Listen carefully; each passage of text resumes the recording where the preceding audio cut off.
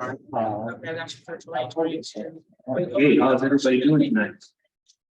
Okay. Thanks for coming out. Got a lot of familiar faces we haven't seen in a while, new faces. Great to see everyone. We do have a forum, so I can call this meeting to order. Don't mind, please join me in a moment of silence. Yes.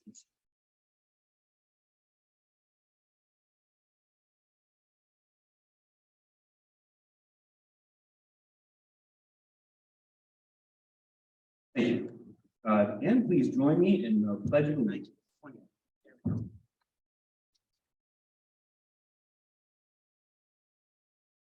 I pledge allegiance to the flag, United States of the Republic, and nation under God.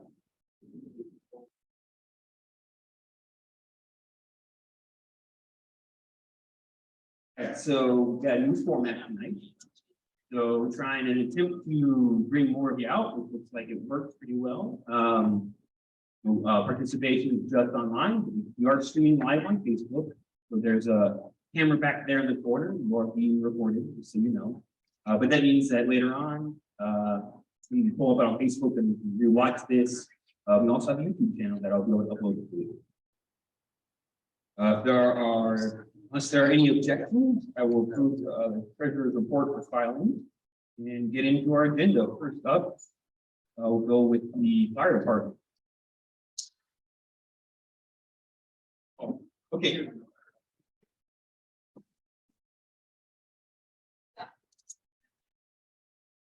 Good evening, everybody. It's actually the first time I've been here, so my name is Craig. I'm newly assigned as Bill. So it's probably been 2 to 3 years I've been out here. So the growth and the changes and pretty impressive. So whatever you guys are doing, you're doing well.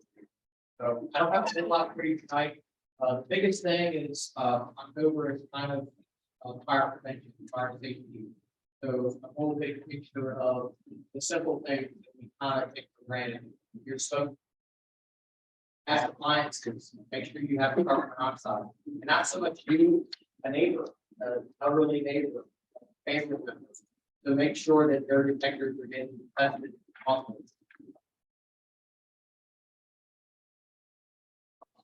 You go to their website.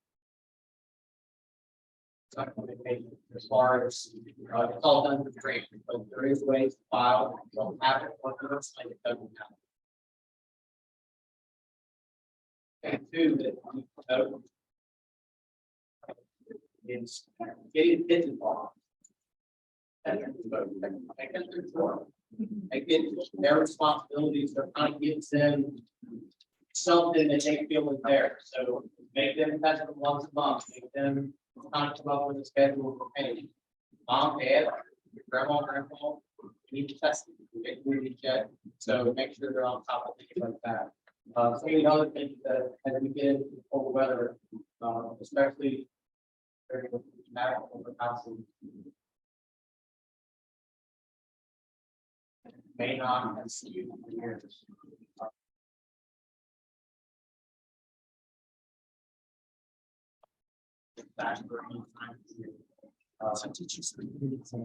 The other stuff as far as kids go is kids get them and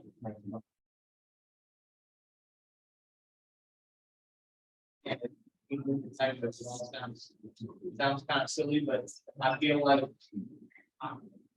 I'm a black belt, but that's my kid's story. So like you'll hear it go off. I can set, you know, my kid is older, they have a phone, but that's their tool. Like I don't know, but so, happy to be here. Question, sir.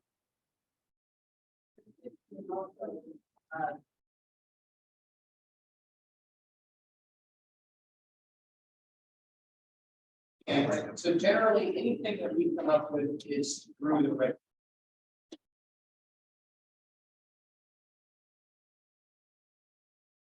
And you go through the red.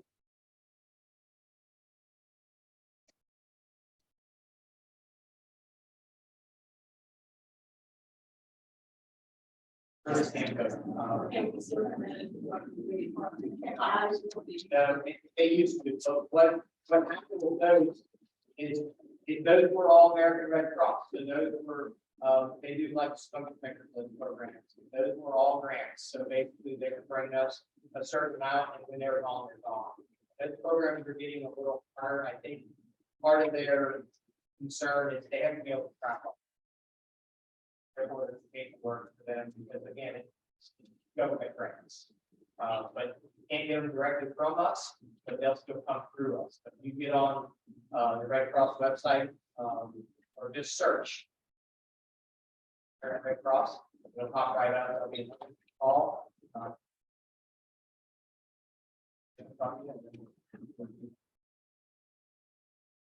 Questions?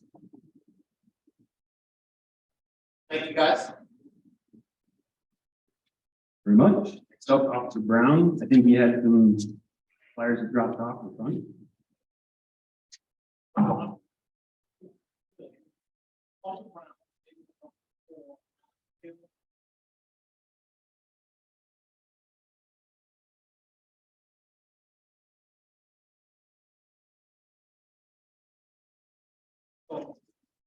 Actually, glad to be here. Quite a while.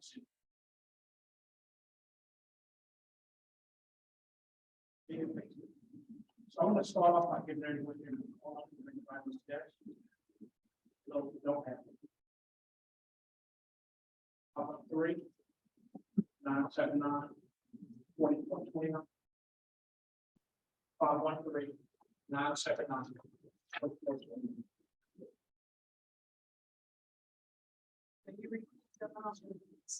I'm on 3, 9, 7, 9, 44, 29.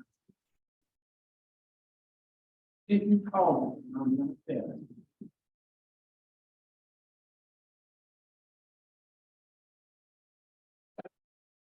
Keyword.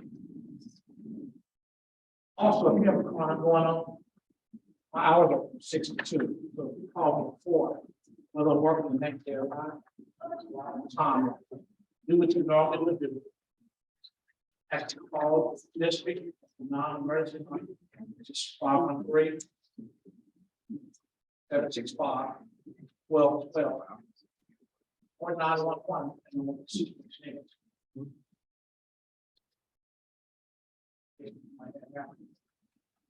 So our report is over the last 20 days, which covers September 20th through October 17th. Okay. 3,000 models. That personal deaths. 3 auto. 2 of the 3 auto deaths.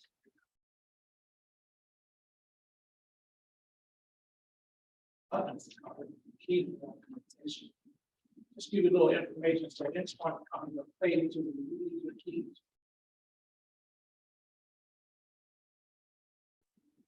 Just time of waiting. They feel like really. So please be careful. I know it's cold out here, but warm color. Not always the best thing are. Okay. Real quick, we had 2 robberies. Those 2 robberies have been closed within the rest.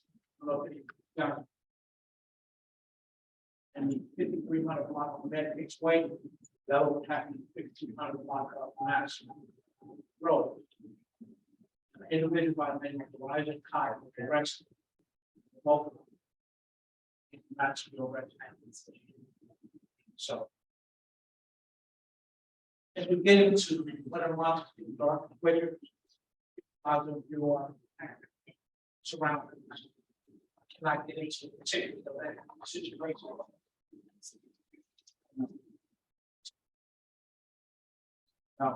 Where you get into around. What are the steps and you get $31,000 in that. Be careful, going to the holiday. Just want to go shopping. Whatever you need to put in the trunk, put it in the trunk. We're not getting there. The home perfect, sitting in the home. Take the living,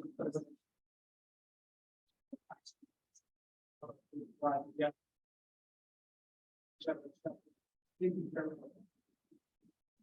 I'm gonna trick or treat here soon. Careful, get low ones, grandkids. Kids. Check some. My kids are small, I let them trick or treat, throw that away. Probably choose to do so. Careful.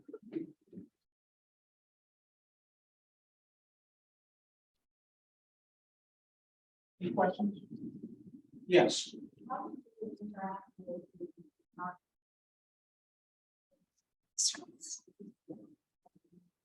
So, when there's an incident, you're curious about what happened, it's all public record for the most part. You got 765, well, you got an address, time of day that it happened. They can tell you how it started, how it ended. So every run, I'm not, we have to put this position, some nature in there. They can give you.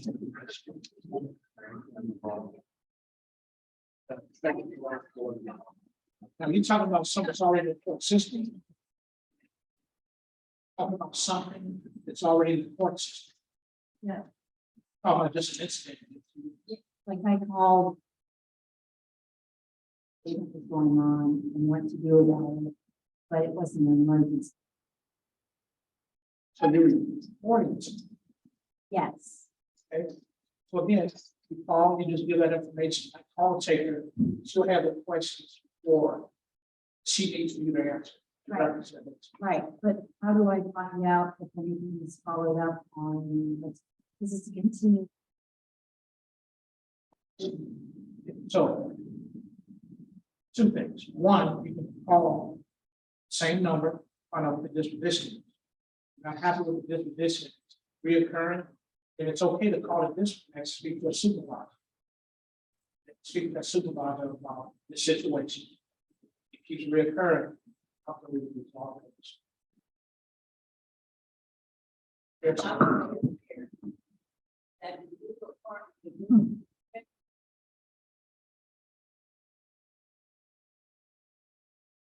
Sitting around one of the new apartment buildings, only because of it was robbery or theft, so did you get it? Robbery at one of any of those apartment buildings up in Madison. So there has been some issues, car break-ins, in the new build, apartment complexes, yes. My home twice.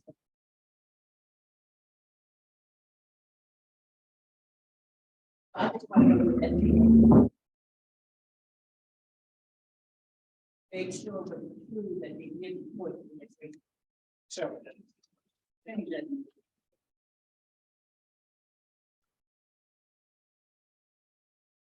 any more questions?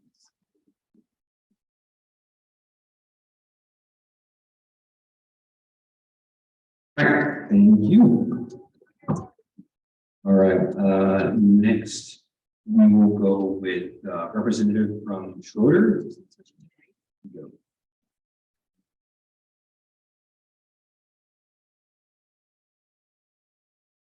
Good evening, everyone. I'm Pamela Wilder, and I'm the resource coordinator at Pro. Wanted to let everyone know, I didn't mention last time that we have a new principal. Her name is Lavon Neal. Thank you. And she is just excited to meet you. Good, as you may imagine, she's new to us. So it's a very big start to the year, learning everything that are happening in this program. Take a moment to thank Groundwork. They have come forward. Appreciate them. And I wanted to make an ask.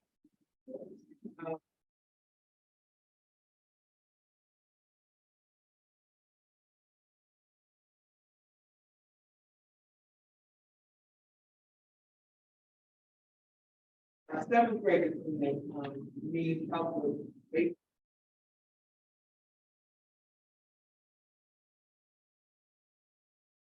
We have 40 more students that we need, 40. We're looking to add another student, and we would.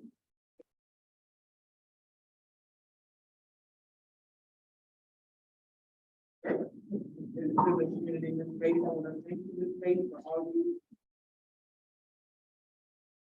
And the other thing that I want to do.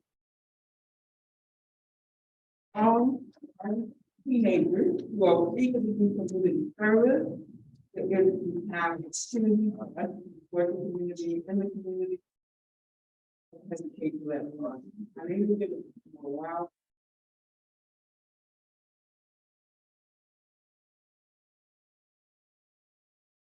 Three, 6977, and that's directly. Questions? It's your address. 533-363-77.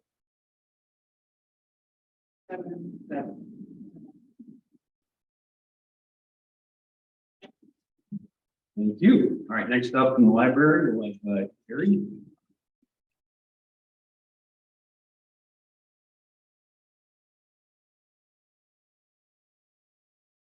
Hey, guys doing? My name is Terry. I'm the manager of the Madison Library. Just a few updates real quick for you. First, give you guys a heads up of upcoming local author that we have come together. And we started this Madison Reads event, really showcasing to the author. The next one is next Thursday, October 27th at 7 p.m. at John Smith.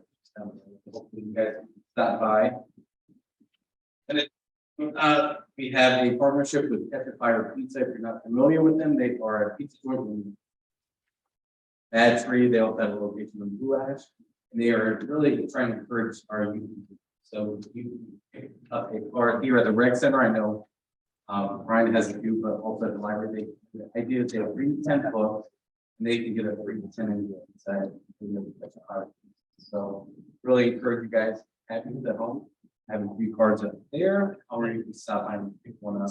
And they do have to require a special statement with it. Really for all of them.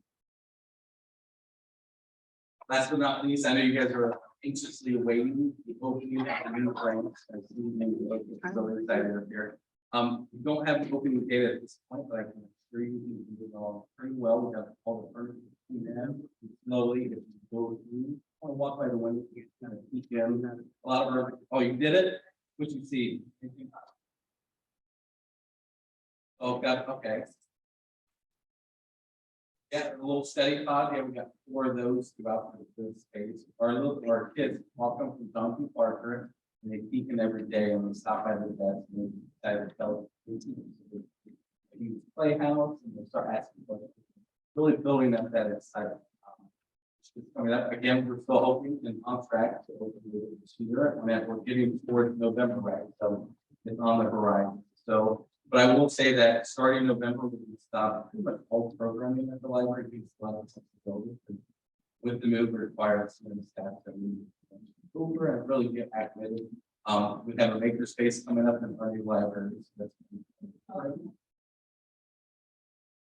I'll leave that for the reveal. But I can assure you guys, I'm excited to see you guys in the action. Come and see all the great things.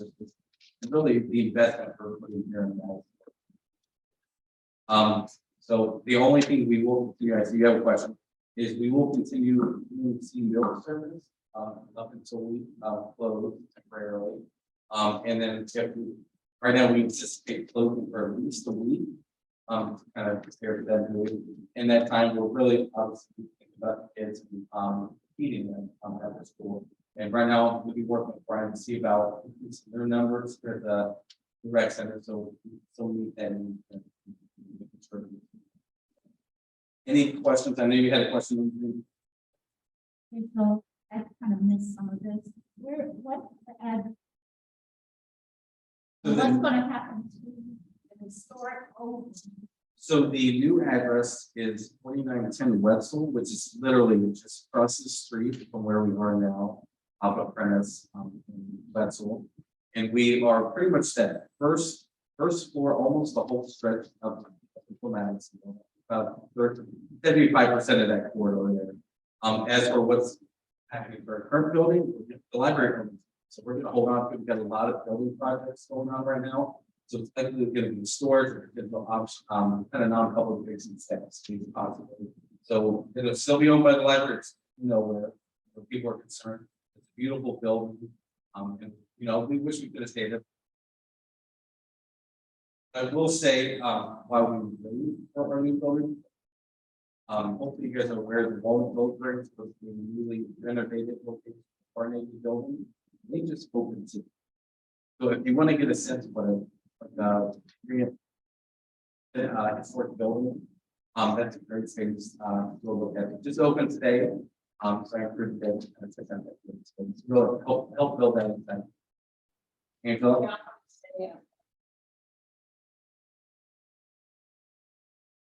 Looking out for the community. And, downtown.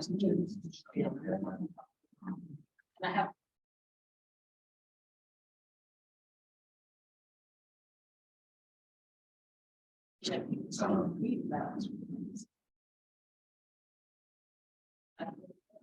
Gave a lot of information, then I'm going back and take it.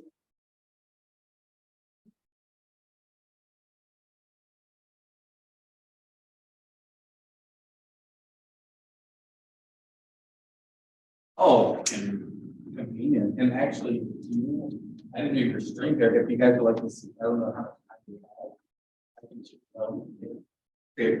Okay, I would encourage you guys to go onto the website. You can actually see that the address is chpl.org. You go Next Gen Library.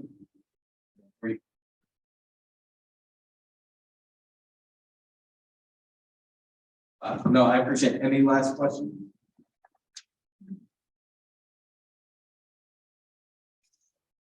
All right, next up is Brian from our rec center here, or our local theater. He has a special presentation.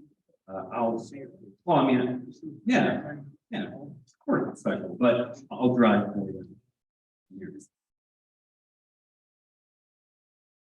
So I'm gonna put the microphone a little bit closer on now, so it's a little louder.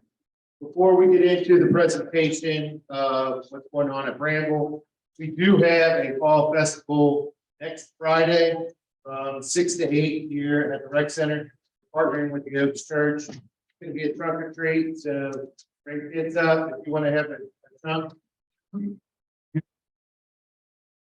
Call Nikki at the rec center next week. Anytime you want, just tell her you want to get a trunk, and then do. That's the point, I'm sorry. So the next thing is, we have some changes here at the rec center. One of our long-term staff, Nikki R, is the lead rec center. She's been here for 15 years, so she will be missed, but it's gonna bring in new programming, and we're gonna have a lot more programs here that we haven't had.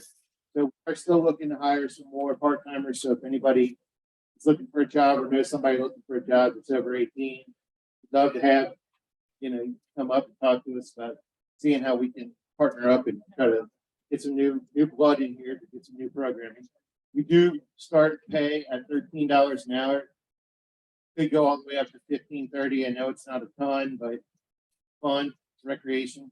So that's the offset. You ready? All right. So Bramble Recreation Area, as a lot of people know, when you walk by Bramble, you've seen that there's been things that look like they're about ready to happen. Park Board has already started on their part of it. We're starting. It was supposed to be this week. I went there today. Not this week because it's so cold. So it is weather permitting. But what we're going to do is, I'm going to move over here. So this here is the street. So this here is the upper area. This is settled over here. So we're going to start from here and we're going to redo this area here predominantly. where the shelter is, there's a, use the word dilapidated. Because that's, that driveway, we're gonna repave that. I asked for parking, but I don't know if that'll happen or not. We'll put in a bunch of nature landscape. I have a ton of pictures here. $75,000 grant that we got to start off with. Yeah. So we're gonna keep the existing basketball court. Eventually, we're gonna add another shooting court off to the end. The existing playground is staying. We did put a new piece, Spinazzo or whatever. Spinami. I like my word for it. Kate's got some great pictures of me spinning some kids from a year ago. These are going to be the new basketball hoops. They're really, really nice. And we're putting the same basketball hoops here, and we're going to paint, redo everything on this basketball court up here as well. That won't happen until the spring because Coca-Cola is paying for it. They have to work out their money because Coke doesn't have enough. Oh, it's been on there. All right. So we are getting all of our walkways will be ADA compliant. That's good. We will have bike rack and new lighting. There will be some additional path.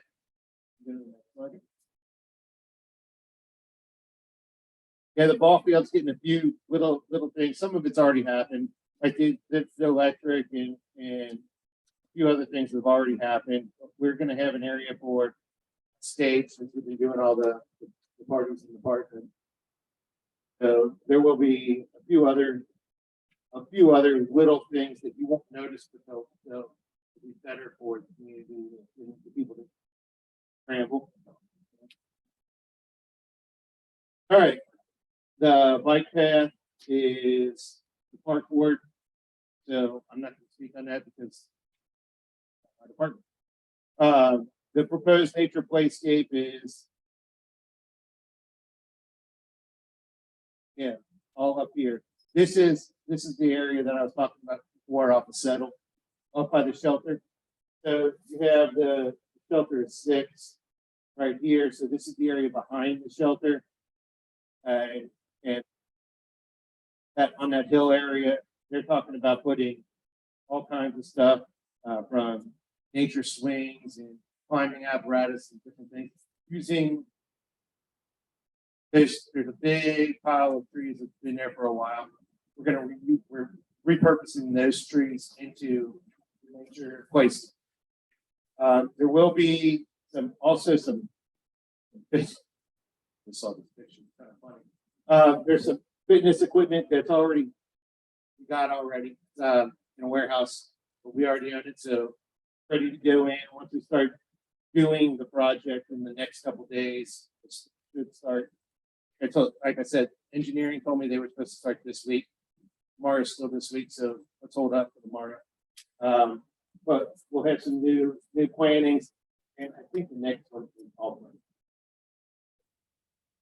Oh, so this is the picture of. Okay, so there's pictures of the type of stuff that will have balance beams, some seating areas where we're basically going to take a chainsaw, cut into the wood, and turn them into different cool stuff.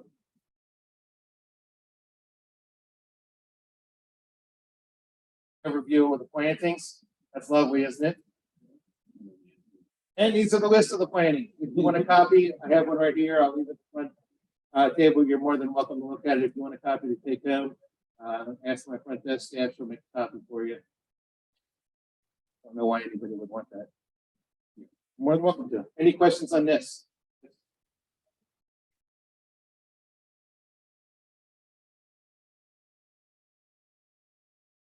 So this is a grant specifically for the money came from ODNR.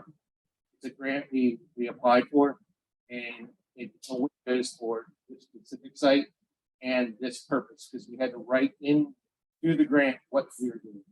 So all of this stuff came from like 2 or 3 years ago. We did a survey, community council and CRC. We did a survey, find out what the community wanted. in the park and how to change the park for better community needs. And you're talking apples and oranges. The money that comes from this, $75,000 is not near enough for the project. Right? Yeah. So not only do we not have enough money to put in anywhere else, we don't have enough money for the project.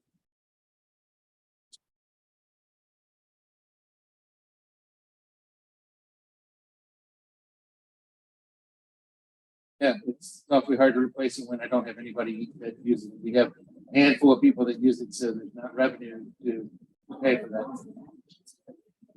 Well, we have a treadmill, and we just don't have to. One of the treadmills works, one doesn't, but we're averaging 5 people a day.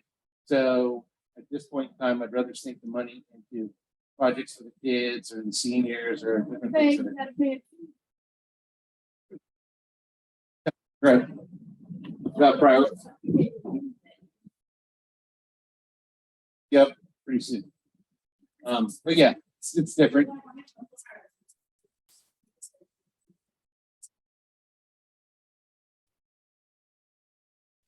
Yeah, their planting schedules in the spring. Yeah. Yes.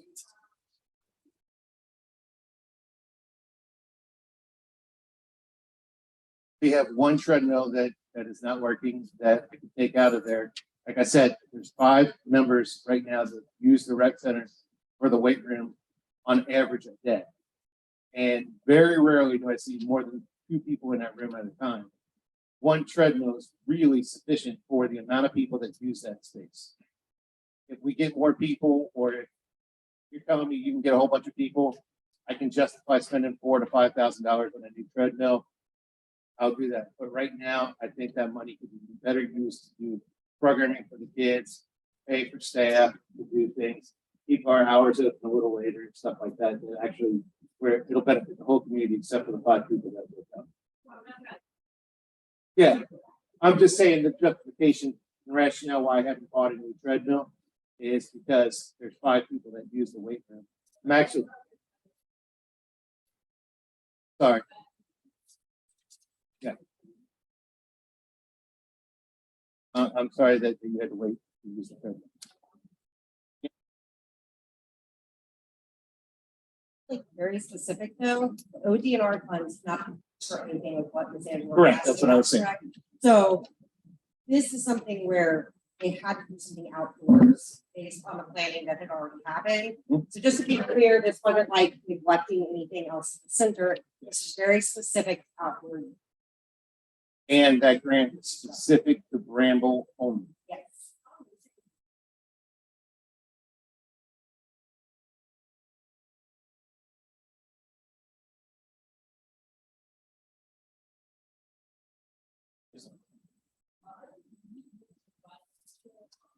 Yeah. The bike trail is one right here.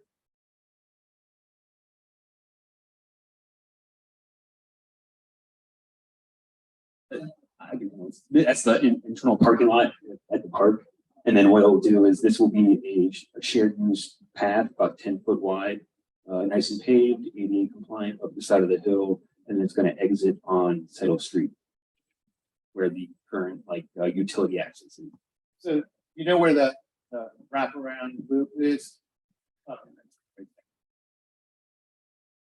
Yes, ma'am.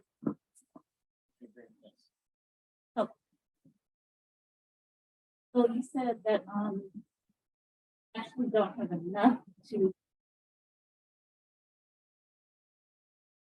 Yes, yeah. If we have we don't have enough through the grant, so we have to tap other resources to finish it. At So- what point will it be finished where we can all go in? Well, you can start enjoying it hopefully in the next couple of weeks, but like Angela was saying before, the plantings and whatnot, we're going to put the ones that you can plant in the fall, but then a lot of those other plantings will have to happen in like March, early spring. So we're talking, that's beautification. For use stuff, that'll happen in the next couple of weeks. Like I said, we already have most of the equipment and we have most of the nature stuff that's been there for a while. It's just about getting the contractors were doing another job, so we had to wait for them to finish that job. It was supposed to end last week, and then they were gonna come directly here.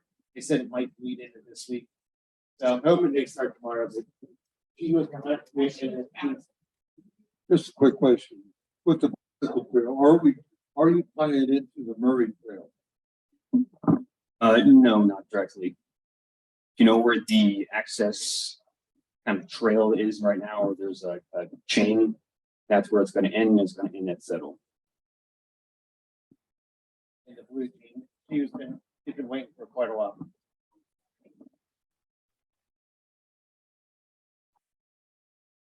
Welcome to the rec center.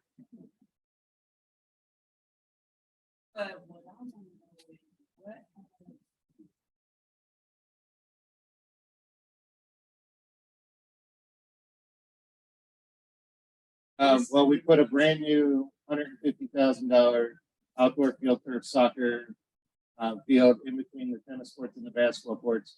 We are currently already under contract to redo the basketball courts outside and make them high end and nice. And Harry can tell you the other thing because I'm not going to. He heard. Very detailed. Something else that's a lot bigger in the works that we can't talk about yet. As far as inside the center, we bought a bunch of new equipment, like TVs, projectors, speakers, different games and activities, and a new pool table, a new foosball table, a new air hockey table. We don't have a new treadmill, but we do have some other fitness pieces that we did get that were much more affordable and cheaper. And we will look at the fitness room and some other things are on our agenda to look into 2023 to upgrade and or Walk that trail every day, and there is work being done down on. yeah, the creek was finished with Yeah, there were the rocks built up. And I walk through there all the time, and it's underused.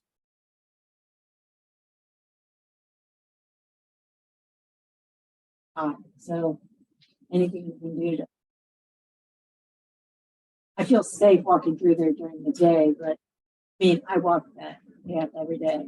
So yeah. it'd be a nice addition. So that's why this project is taking a little, we had to wait until the creek project was finished and the bike trail started before we could start with the nature place. Any other questions? And I can clarify, that's why I pulled this up, so that the trail that the park board is gonna put in is gonna end here on Settle. And this is the dilapidated road I was talking about. Wide and definitely repaired. I would like to see some parking along this road and here, and our engineering department is looking to see if they can make that happen. Settle right here. And then there's that apartment complex where I'm standing in relation. So it's right directly across the street. If you didn't know it was there, you would drive right by. Dude. Yeah. Yeah. So what I would like to do is I take this pole and move it up to right there, right where that tree line rests there.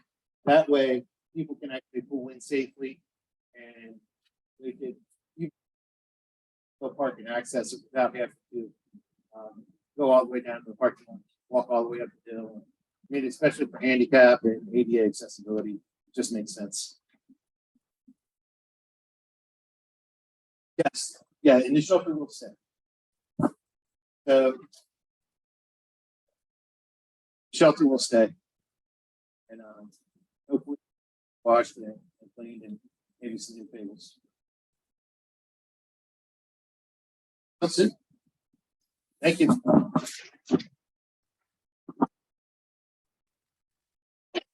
Thank you. That is a good segue for me, give everybody some updates about what I've been working on, because something we talked about last month was the community budget request. We got that submitted and that was accepted by the city. Get an answer on those requests in the budget is released in May. And one of those requests was getting a commitment from the Restoration Commission for all of these improvements.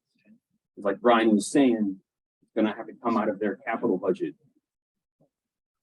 You have to make sure that we tell them that that's important and that they give us a plan of when they're actually gonna do it and how they're gonna plan it out. First up, the neighborhood support program, that's the annual grant from the city. The final report for that was submitted and accepted. No Sin Invest in Neighborhoods, they are the manager of that program, and it due to the city by the end of the month. And I haven't heard back yet, so that's a good sign. That is a requirement to submit that so we can get that funding again next year. And the program is going to run from January to December. Here, so that will give us better options for that spending. That'll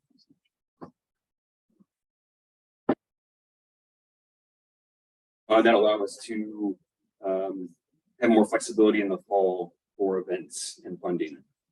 The neighborhood activation fund, that is the kind of stimulus fund that the city gave community councils. I submitted the quarterly report for that, so we're good to go.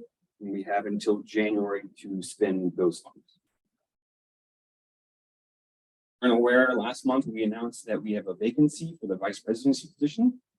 If you're interested, we've got a survey online where you can, nominate yourself. You can nominate maybe a neighbor that you think would be a good fit for the position.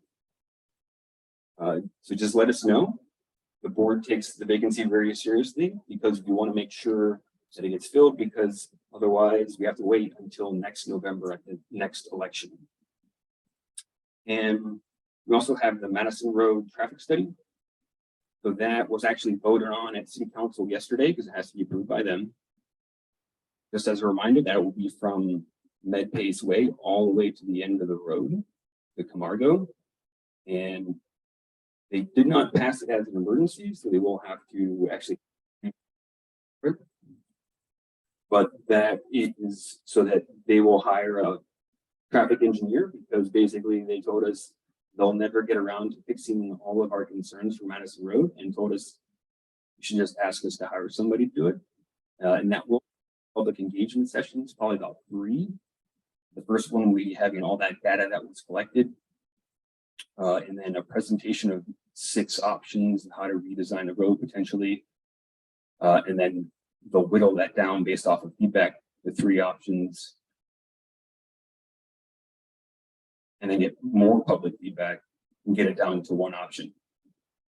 There, if there are any questions, there's kind of a lot inside the baseball stuff, but I want to make sure everybody's aware of what's going on.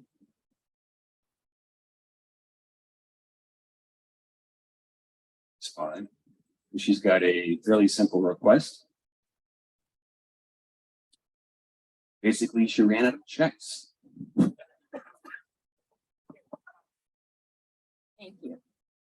Yes, I ran out of checks, and so I have quote here from the people that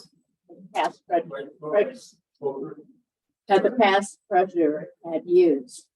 And it's Safeguard, and it's for 500 checks, and the price is $211.16 plus the shipping and handling, which makes it $238.06. So I need that cost approved so I can pay for them. Just to clarify, what do you use the checks for?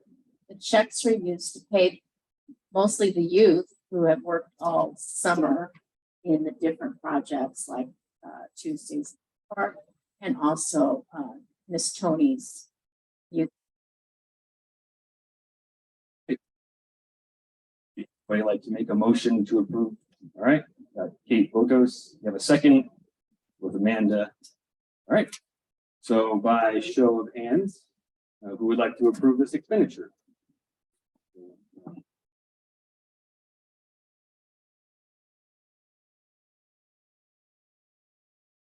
Right, 19, any no's? Any abstains? Motion passes. Thank you. All right, on to board reports for the committees. I'm actually gonna start in the back with Joan. She's got a special one. We got a new event going on this year.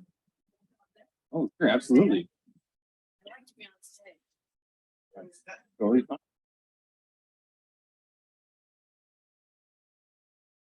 Hi, everybody. For those who I haven't met before, my name's Joan Willis, and I'm Chair of the Beautification Committee. We've had a really good year. You've seen the Erie median, get all kinds of plants added to it. You've seen the Erie Triangle and all the work that we've done there. You've seen litter pickup and plantings in Roe Park, Trolley Park, and there's a couple of things going on. I wanted to thank all the businesses contributions so that we can fund the planters that you see all along Madison Road and the other 30 planters that the committee actually buys the plants for, plants them, etc. There are about 50 planters in Madisonville that we keep looking. I think the contributors so far from our fundraising letter, Rainbow Patch, Best Point, which is what Children's Home now is, Children's Point donors, Syntech Construction, Dubworks, Greater Liberty Baptist Church, I&I Productions, Lathrop Trotter, Mad Llama Coffee, Myers, New Mission Baptist Church, Overbeck Auto Services, Plunkett's Garage, and St. Paul Village, Madisonville. And I really want to thank those people. Many of them have given from year to year to year. We still have more coming in, but I wanted to give a shout out to those companies. And if you use their services, tell them thanks a lot for, for helping. The second thing on my list is every year before COVID, we had a Winterfest. And Winterfest was an awful lot of fun. It used to be at Madison and Wetzel, and there was a huge, big evergreen tree there. The Madisonville youth and the adults would decorate the tree. The Madisonville youth would have hot chocolate and coffee for everybody. We'd have some bonfires, and we'd have straw bale that people could sit on and just hang out. We usually sang Christmas carols. And then, of course, for those who know Frank, let's see, what's Frank's next name? Henson. Frank Henson would dress up as Santa Claus and come riding his bike down into the area. Anyways, a lot of fun. COVID kind of put the brakes on that program, but we would like to revive it again this year. It's never been really clear to me exactly who's in charge of Winterfest. I know Tony has schooled me a couple times because I thought it was a beautification thing. And she said, no, Jen, it's not. So I'm not quite sure who's in on it. We have a planning meeting set up for this Saturday here at the rec center at 1:30. And we'd be happy to have, I know Sarah Sheets from MKirk is going to be there. Carrie's going to be there, and I'm going to be there. Anybody would like to join us? Kathy, you might be interested in joining if you want to. But anybody who would be interested in helping us plan it, which also means you have to take a little responsibility for some of the things that are going to be done. But we plan to have it on Saturday, December 3rd. We'll discuss in this committee whether to have it at Bramble Park, which is my preference. There's a lot of activity. Bramble Park is really kind of becoming the center of where we want to have folks know they can come have a good time, like the Tuesdays in the parks and everything else. And there's no Christmas tree any longer at the corner of Madison and Wetzel. Sarah Sheets has talked about maybe having something during the day at Madison and Wetzel where there might be some carolers and things, but then at night go over to Bramble Park. So anybody who wants to participate or if you have ideas, you can send them to me at beautification@ourmadisonville.com. Now, as part of this, We have occasionally in the past sold luminaria to residents and to businesses to have displayed December 3rd during Winterfest from 6 to 9 p.m. And back there is going to be taking care of that this year, or she's leading up the program on it. What we'd like to do is ask you all to buy luminaria and set them out on your street in front of your houses, set them out in your businesses on the sidewalk on Saturday, December 3rd. Back there, we have a poster with a QR code that you can click on. And when you click on it, it'll take you out to the Madisonville website where you can buy sets of luminaria. $7.50 for 5 of them. We call it the balcony set. $15 for 10 of them, which we call the sidewalk set. None of them have what real flame. They're all flameless candles. So the apartments, we're hoping they can participate. Balconies with them. I want to apologize for one thing. A number of people have said, hey, how come when I go out to that order form, do I only see Matamore apartments or the Jameson as a special apartment that you can click on? And I apologize for that. We kind of ran out of time. We reached out to those 2 apartments. There are some folks who are still reaching out to other apartments, but we thought that if we had a lot of people in those apartments who bought, we'd deliver their luminaria to them. And some people got their nose bent out of shape a little bit. It wasn't intentional that we specifically got those ones. It's just the person who was contacting those ones did it. the other groups didn't. If anybody lives in any of the other apartments and you would be interested in talking to management there and helping to coordinate the delivery of those luminaria to those apartments, ran out of time when it was time to get that thing out there. And so I apologize if we slighted anybody on that. When you click on, one thing about the luminaria too, Daniel Trujillo, who's the principal at Lighthouse School, he and his students are going to be assembling the luminaria bags. And you'll be able to pick them up on either Saturday, November 12th, or Saturday, November 19th at Lighthouse School. We originally said that we'd only take orders through October 29th, but again, because we're kind of pressed and we got kind of a slow start, we're going to extend that to November 12th, that gives us enough time to build the kits so that the following Saturday people can pick them up. So please go either hit the QR code or go to the Madisonville website and buy your luminaria. This will help support the projects that beautification handles each year so that we have enough money to pay for the planters, pay for the flowers, to replace planters as need be, etc. Let's see, I think that's it. Yeah. I want to mention that tonight you can't take cash or check. If you don't want to use a QR code, you have a cash bank, so we can make purchases tonight. We're hoping to have some pop-ups around the community. I think the fall festival here next weekend would be a great opportunity to have a table. So look for us around the community. Thanks, Sophia. That's right. That's why I've been sitting back in that little corner. So please feel free to buy some of your luminaria tonight if you want to.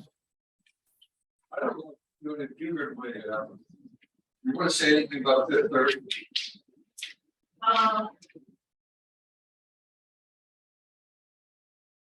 parking lot on Madison Road.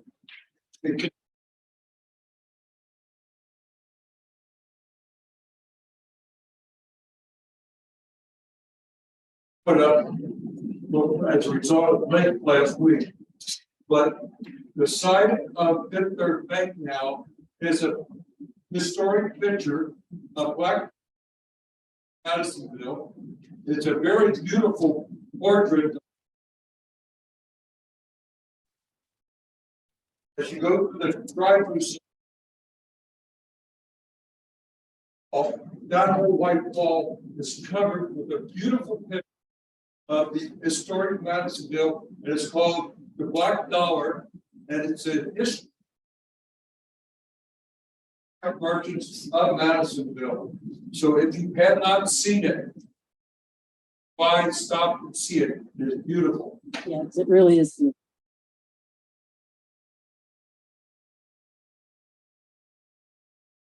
I'm not part of the beautification, but it's a wonderful thing that you're doing. Anyway, my name is Angela Pearson, and I want to thank the kids out to support the block party I had for the community. We had rain, but people still came out. We had it. We had a horse and buggy, and we had 75 people who rode the horse and buggy. So I want to thank the support from the community. I support it. Thank you very much. And I hope in the near future that I can get support from the community if I decide to have it again. Anybody else? Yes, sir.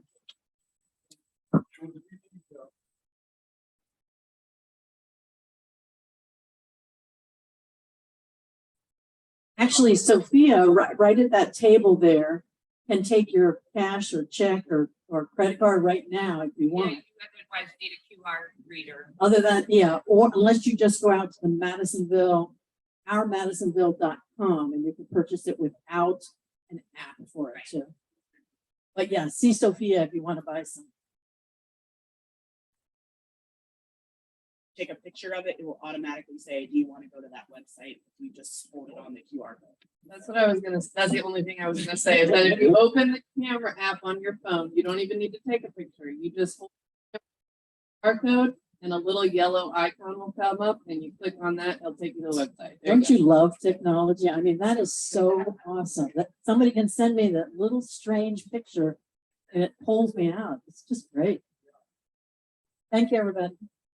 Think your next, you want to talk about trunk or treat? Girl taught me that trick, so I'm not that smart.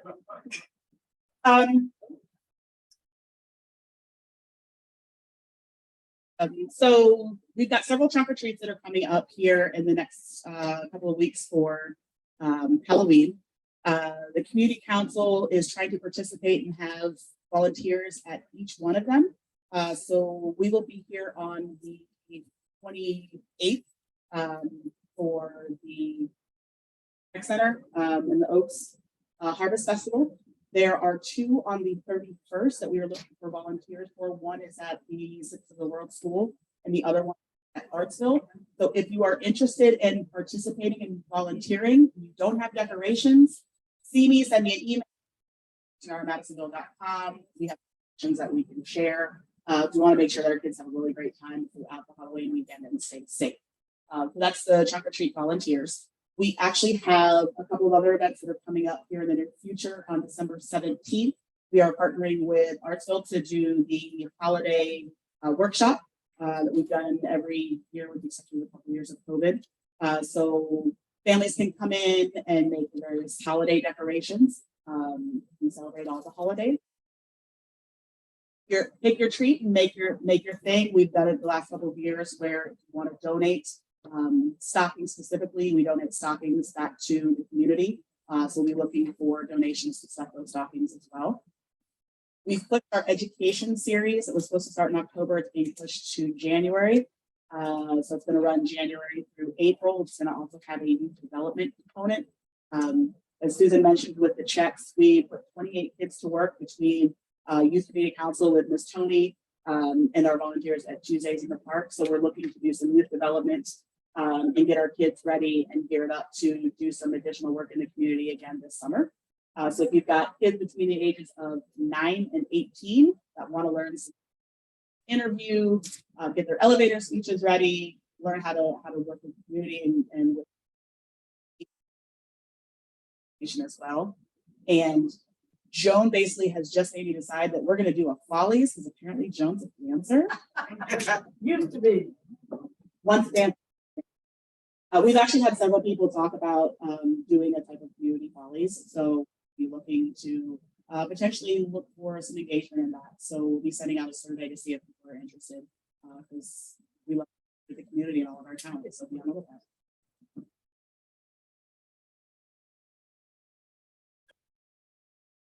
I think the rec center left a flyer for their event on the desk, and I believe the official day for trick or treat is Monday, October 31st.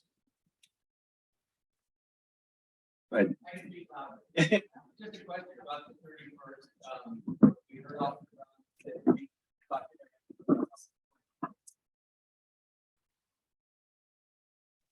Very few children come by. What's your impression of? Or be prepared for them or drive them to, or send them to the trunk? Yeah, it's always great to help promote the trunk or treat events in the neighborhood. It is kind of hit or miss. I feel like depending on what section of the neighborhood you're at and how many families you have will kind of impact how many you'll get. I'm sure you got a better insight than me. As much as we all love next door is good for one thing in general, which I absolutely love, is you can actually tag your house if you're going to be participating in trick or treat. If they're really have kids, you're not trying to scour the neighborhood to figure out where all the lights are. You can actually tag your house and say that you'll have a light on and you'll be giving out candy. It's been very useful for a lot of parents. So for anything else, if you're planning on giving out candy, tag your house. If you want to participate in one of the trunk or treats and you have kids all at once, your decorations, let me know. Okay, moving on to agency announcements. I think Ms. Kathy Garrison from Artsville, do you have any announcements? Presumably the trunk or treat. Oh, lots of announcements. Yeah, she's got a lot of events going on.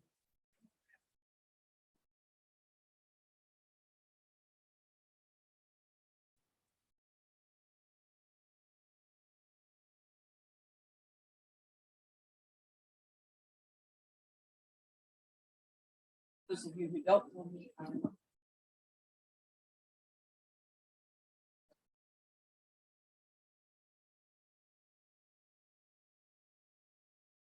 on Saturday, 2nd, from 7 o'clock. Between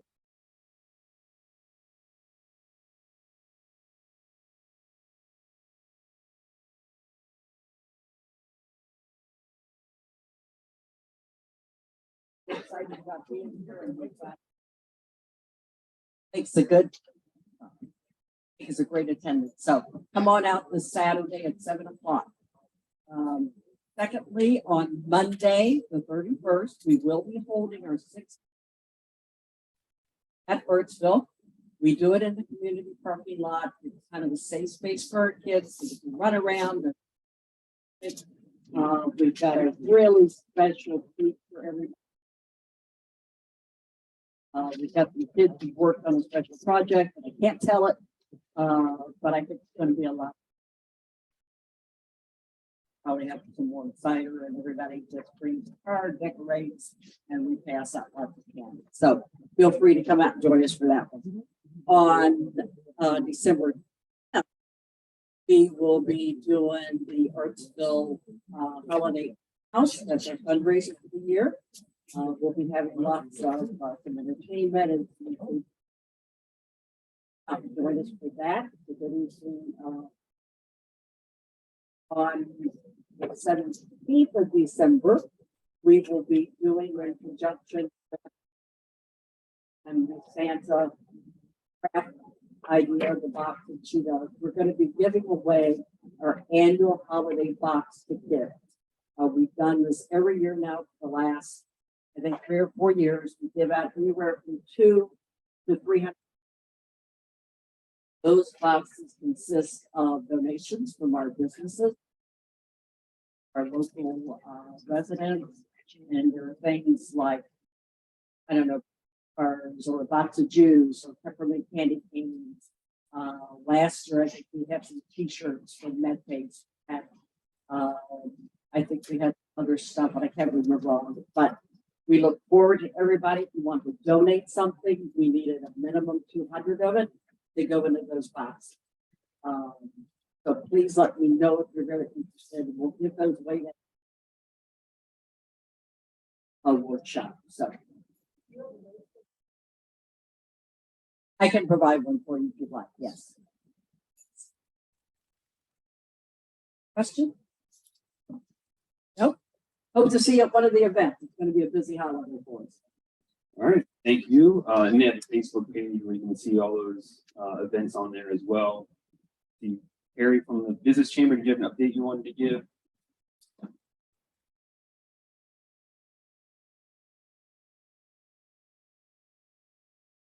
Evening, everyone.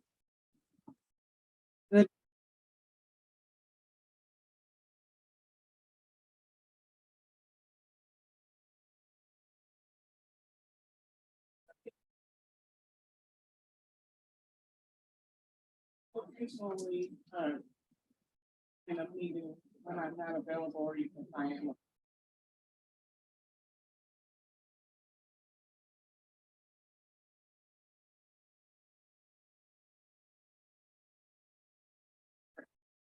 How's that? All right. Very much. There's me. Apologies, they weren't able to stick around for the meeting. They did drop a flyer at the table. And they did want everybody to know that the pantry evening hours is coming up on November 1st from 1 to 6 p.m. And they're also working on signups for their Thanksgiving and holiday meal boxes. This Tuesday will be the last day for folks to sign up, and people must be eligible in Vesta. And that's on the flyer over there. We'll talk about too, is that if you're not in need of the meals, you also can make a donation to me to help provide more meals for your neighbors. And that's it for all of the announcements. On to the business portion of the meeting, which is why many of you may be here. We have kind of a special circumstance going on here at one of our residential streets that is at the intersection of Settle and Row. Some residents that are having some issues with some speeding cars, as well as intoxicated drivers without insurance. So we've got 2 property owners that have been struck by cars 3 times in 3 years, and it just happened again last month in September in the middle of the night. And so these are the folks living on the other side of the intersection on Row, creating a financial hardship for them. The last time this happened, 6 months, it damaged the foundation, and it's a very serious risk of life for everybody who lives on this section of Settle Street. Response to the previous collision, the city installed speed humps on Settle Street between Erie and Row, and that clearly did not work. So we've been talking with DOTE. They're all shocked that this happened yet again, especially so soon. Most folks in the immediate area are not shocked because they're used to having the speeding cars. This is the picture of that crash that happened 2 years ago. Right above that line between the basement and the first floor damage station. Set of pictures here, how bad it was. Pretty rough day there. So talking with DOTE, the next step of escalation to kind of prevent this from happening again. Block Settle Street between Erie and Row. I'll pull the map here. Block it off from through traffic. So they'll still leave it open for pedestrian, cyclists. We've got walks his dog on a motorized wheelchair. One of the residents on the street uses his lawnmower. Like, we're still trying to keep travel through, just not for cars. Something that was talked about was converting it into a one-way street, but there's basically zero confidence that people will read the sign and actually pay attention, because it's very clear this is like a joyriding spot. There's just no real confidence that the one-way street will work. So what will happen is DOT is proposing a set of concrete jersey barriers. And so the good news is that's a quick solution. If it doesn't work, anything bad happens, it can be removed. A lot of negative feedback, that kind of thing. If it's successful and it's working well, Settle Street is actually already in a future schedule to be resurfaced, so it's possible that the jersey barriers can be removed and something more permanent can be put in, like bollards, which is an example of that would be down in Burnett Woods. A lot of those internal streets have been cut off for cars, stuff like that kind of installation. So this is kind of a picture of the area of the bridge. And the idea here, at the intersections of either end, there would be signs, saying dead end, and trailhead here to the south and to the north. And so that would block it off on either side of that to allow that access still. Where it would be in that general area, which hasn't been fully locked in yet by DOTE.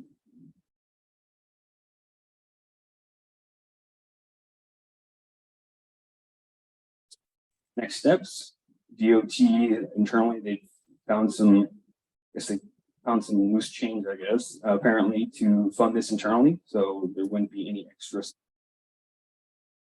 DOT will send out postcards to all of the affected residents. We have like about 9 households in that block. And then they will return those, pre-posted. And basically saying whether or not they agree with the closure or not, and acknowledging that they were notified. Specific design will be created by the Traffic Engineering Division at DOTE. And eventually there will be, once they get those postcards back from the residents, ordinance at City Council, which requires the legal department to notify all of the other departments. So police, fire, public services, because of trash collection, SOAR will be notified, TPS will be notified. That way, that's kind of a potential veto point. But that's kind of the next steps of how the process will move forward. We're asking if the community council at large be willing to support a letter of support that we could send up saying that the organization supports this move. Pull up the map real quick so folks can, too many tabs open. But I'll go ahead and pull up the map here and give you an idea of what we're talking about, and then we can get into any questions or comments. Mayor, I'd like to go ahead and make a motion for a letter of support for Low Settle Street. Okay. A motion first, and then we open it up. Yeah, so we have a Motion on the floor, is it second? second. Okay, we have a second from Melissa. Yeah. Motion first, and then open it up. Yeah, the parliamentary Robert's rules procedural. You're good to go.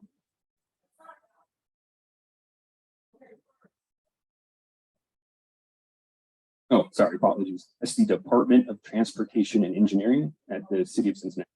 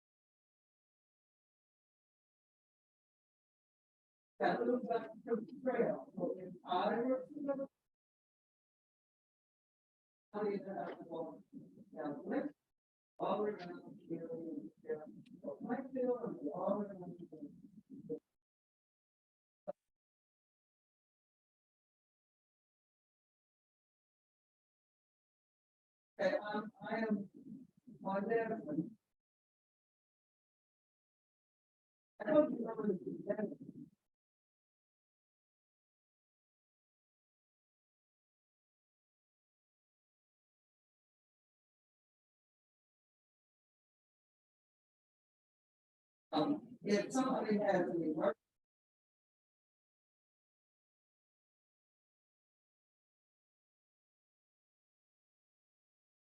That road.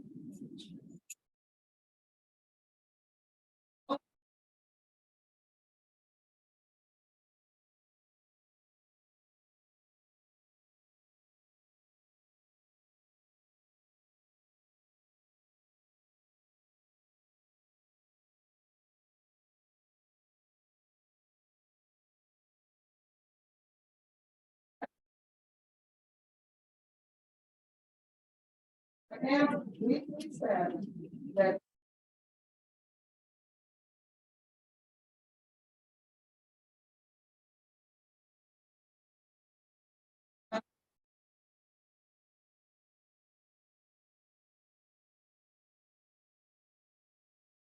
I'm really, this is in my, this is not go.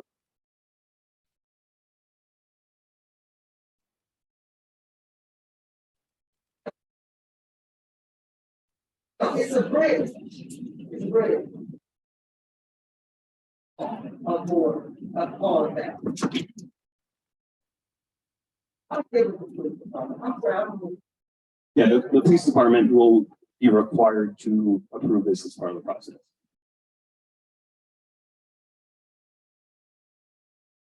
I did the time test to go from Madison Road, actually stopping at the stop sign, all the way up to the top of Settle, as opposed to going Madison Road, turning at Erie, and then taking the next street down. It's a difference of seconds. But it's not about time. I'm willing to risk my convenience and time to save someone's life. I'm not later. I'm talking about going one street over. It's a difference of 4 seconds. And the inconvenience of that 4 seconds for me, I'm willing to sacrifice that for someone's life. I'm sorry, she just thought this was being. Third generation.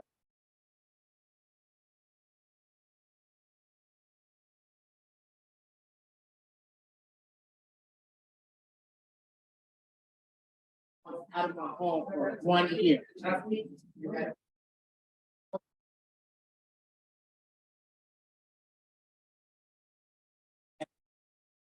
For finding an apartment to stay at for a whole year.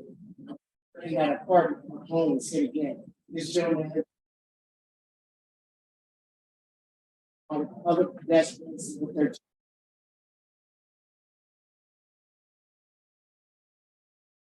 I could you, but you made such a concern. Oh, hey, not even thinking about myself, it's not about me or my family, I'm thinking about other pedestrians, not even access. We.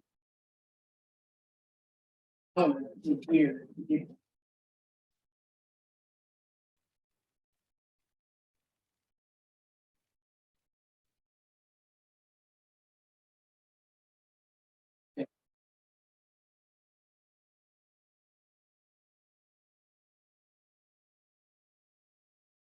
Oh, God, I can't see the shark.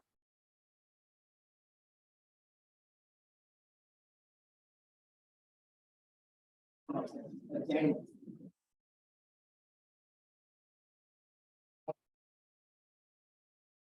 I would just like to go. I didn't have insurance. I couldn't even go to my. The first accident and the second accident, they didn't have insurance. So I'm asking that the community get.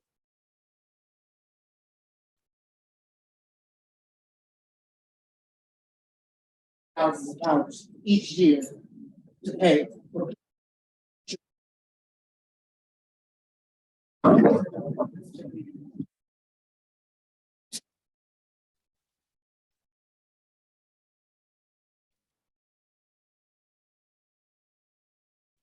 I'm totally concerned about. One thing someone mentioned.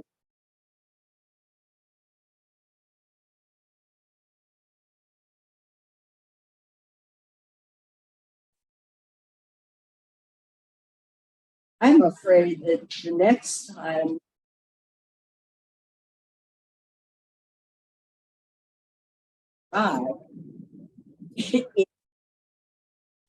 I'm afraid somebody's going to. Who's passing. The idea of blocking the street myself.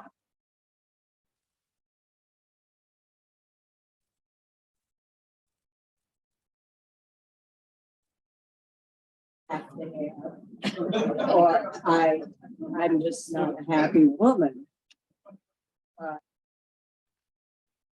There have been so many. that I'm usually the whole idea of blocking.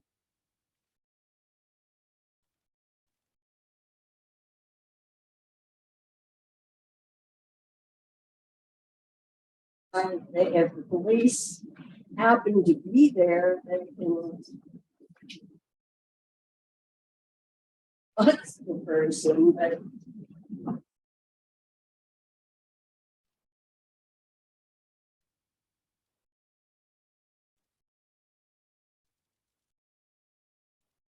I support him, whatever the city tried to do to help me.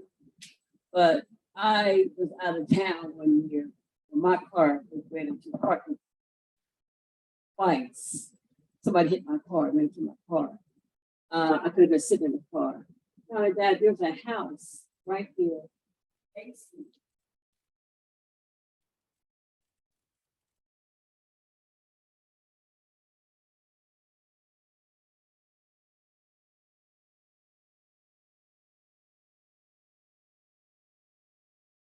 I'm sorry. Possibly it could happen. So that means you're gonna shut down every street and block them off. Wait a minute, wait a minute. You do one, you gotta do. I've been granted 2-3 times. It never happened on the Watson, but there's many houses that stay in the street. So what did you do? Put some barriers. Area there that might get any help. I understand he's very solicitous about, his wife, his family, his grandmother.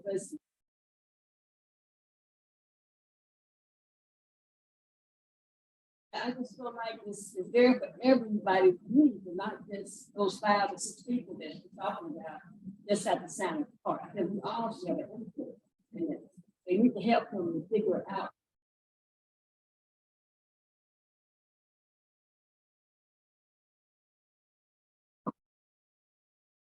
I grew up in the same hood.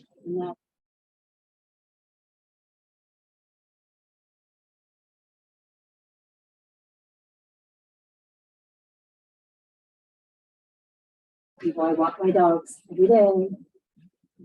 Walking my dogs every day, and I watched his house and the damage it did to the car.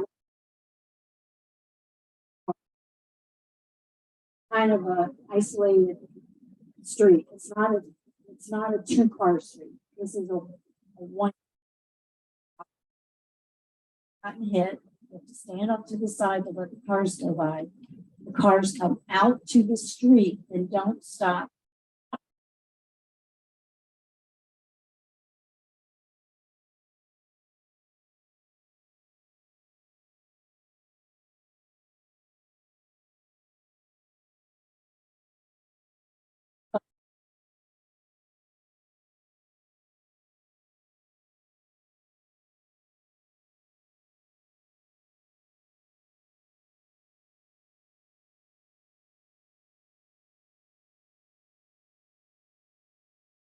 Not a normal, it's not as wide as the normal streets in Madisonville. It's not as wide as it's Homer.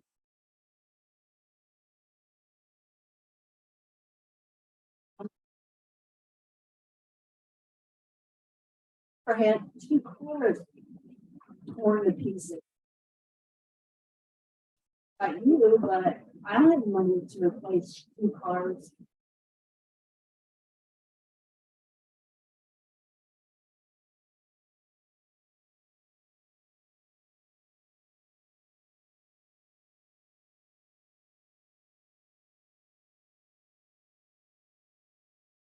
I never take that street. I've lived there for years.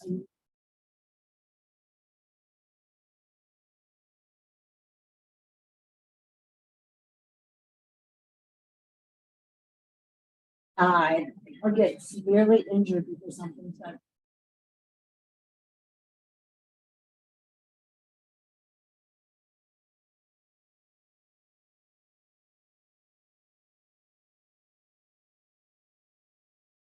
everybody a chance to speak, so.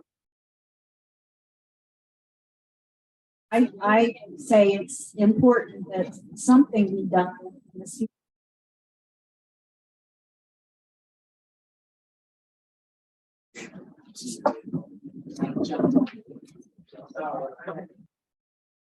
Oh, have they, talked to like the NG?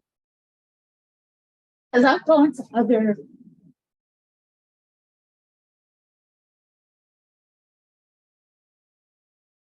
Option that might be considered is put a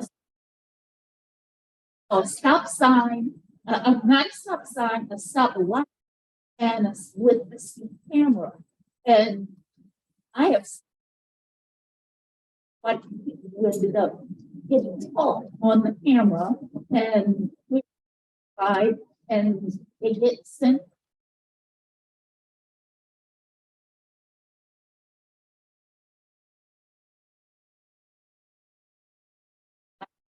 Having accidents or something like that.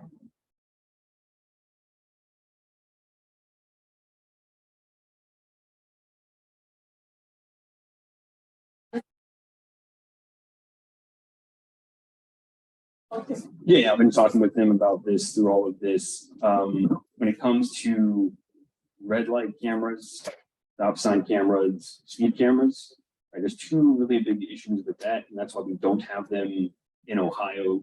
Period. One is why we don't see those in Ohio at all. So the Ohio state law states that any of those ticket fees from an automated traffic enforcement camera, the city loses money out of their general fund.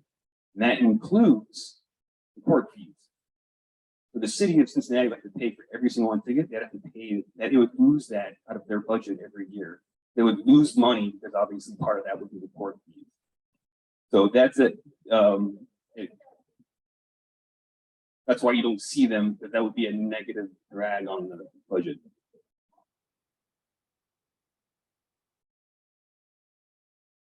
Within the Cincinnati, they're out of their budget because there's what's called the local government fund that the state of Ohio sends to all local governments.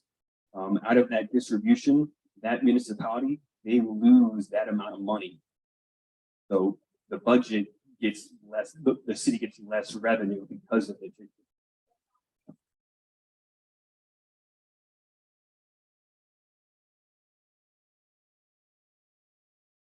Yeah, the person pays the fees, but then the city loses those fees. So it becomes a net negative on the budget because the city then loses money for the ticket cost and for the court cost. That money that they would normally get every single year from the state of Ohio, the state of Ohio sends them less money equal to those fees. Systems are usually rented. So usually the fees go to pay for the system. So it becomes a giant negative on the budget. The second issue, that's Ohio-wide. The second issue is that Cincinnati's charter states that for automatic traffic enforcement, a police officer must be standing there operating it. So it basically goes back to you need a cop standing at the intersection at all times for it to be used. So that's the reason why automated traffic enforcement is generally not a thing in Ohio, and specifically why it's not a thing in the city. And you're also talking about the traffic light itself. Traffic light is not really a safety feature. It's more of a traffic management feature, right? So it's to direct traffic so you don't have a human standing there telling people to go. So very, very reluctant to install new traffic signals, even update them, add left or right turn arrows, because that would be a cost that before all this inflation could cost up to $100,000. And so they're generally very, very resistant to ever installing them or updating them. And so this has basically very, very, very little car traffic. So they would not coming from Settle. So they obviously would not support that. Okay, Joan and then Isaiah. I have a question, ask you, Melissa, because Melissa's property is right there, and so are the Quisenberries, although I don't think they live there anymore. About getting into your driveway. It'll be just beyond that. And are you for? Okay, that's all I want to know. And people like me, I can settle. I should say this, because I cut grass, and there have been times days when I'm not cutting grass, ride my bicycle through there, and I probably see at least 5 or maybe 6 or 7 cars. Every now and then, I pop red-handed, running through there, driving like Road Runner and Wile E. Coyote. Hello, somebody. And something has to be done. And I totally agree with these residents, this lady and this man, and the others that live by there, and this thing. Totally agree with them 100%. Something has to be done. Hello, somebody. Because there have been times, another thing that I rode my bicycle, and I've even told drivers, if you don't slow it down, I know you better. Because there have been times I've caught a red-handed, the boys right on them. I'm not playing with you, brother.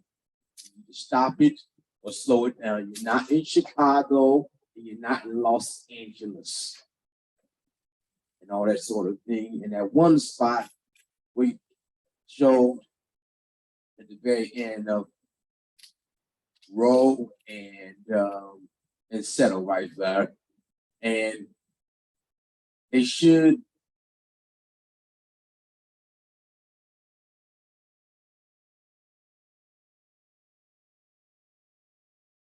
said there was a stop sign right there. Right there. Okay, so they're not.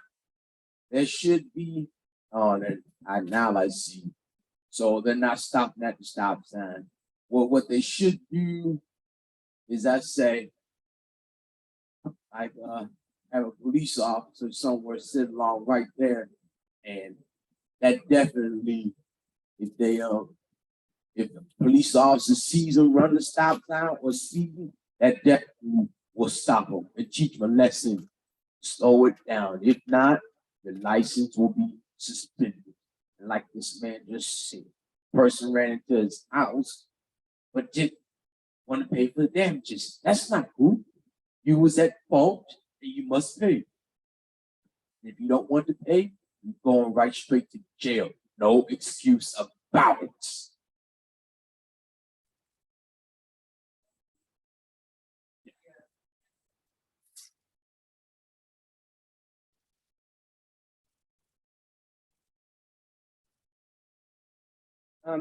We've lived on Settle for over 35 years.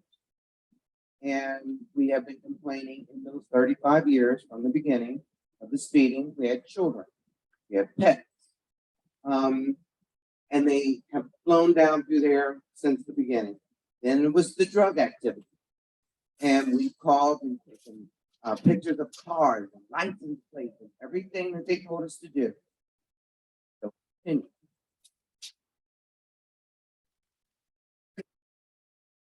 Where the trailhead is, when they stolen the vehicle, you've got the police dog, and the police is out there in the middle of the night. Or how about if you drag a woman out of the trail and leave her in the street because she's overdosed, and you take off? This has been a problem. So we've asked and we've got the stop sign, and they've been trying to help in the speed bumps and all of that. It's not. And is going to lose his home if something isn't done. You don't think that's drastic enough? No, I do. So I'm all for it. We've been for it for a long time to cut the traffic out of that street. I'm sorry for the inconveniences, some of you, but the peace it'll give the people who live on that street, even though only a few of us, will be grateful.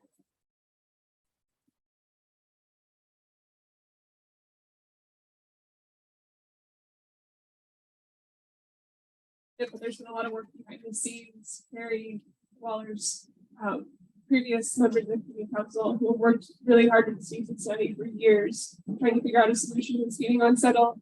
Neighbors on the street have been working for years to do it. So it's not just came to after a couple of weeks. It's been vetted by the city, vetted further. As far as anyone who's worked on it can tell, the best possible reaction this time for safe for everyone who lives around here or uses this.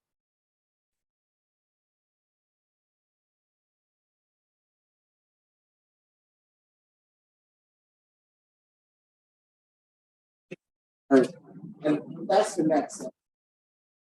Not replacement, replacing things that are dead, but you can't replace. So we're talking about 4 minutes. And to hear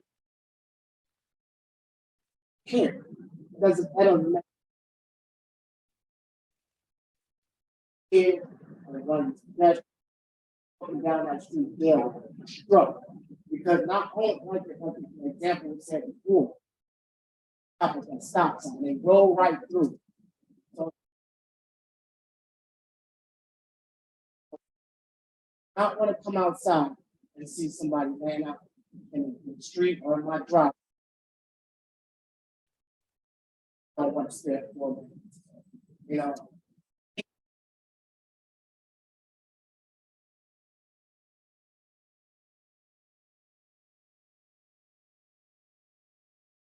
So I was going to answer, like, there were 2 statements made.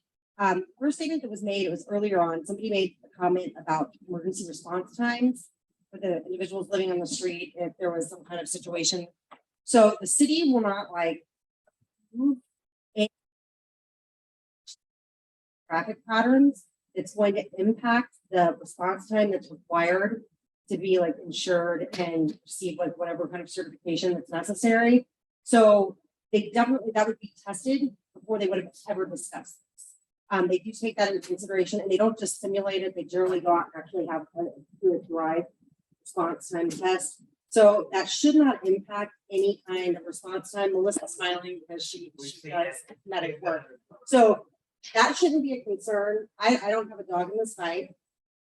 Just stating that that shouldn't be a concern while you're discussing this and making decisions. And there was another statement made, kind of like, you know, the city kind of a set option. I can tell you right now, no city is going to pay for a street or any portion of a street unless it is a very last resort. They won't even discuss it because there's always going to be an increased cost, not to you all, but most likely to the city itself. And that could come in the way of utilities, access, easements. There's or variations to like what happens with the traffic pattern that's going to inconvenience the city. So if they're doing this and they're even discussing it, bringing it to you all to discuss, I can assure you this is the very last option that's being discussed.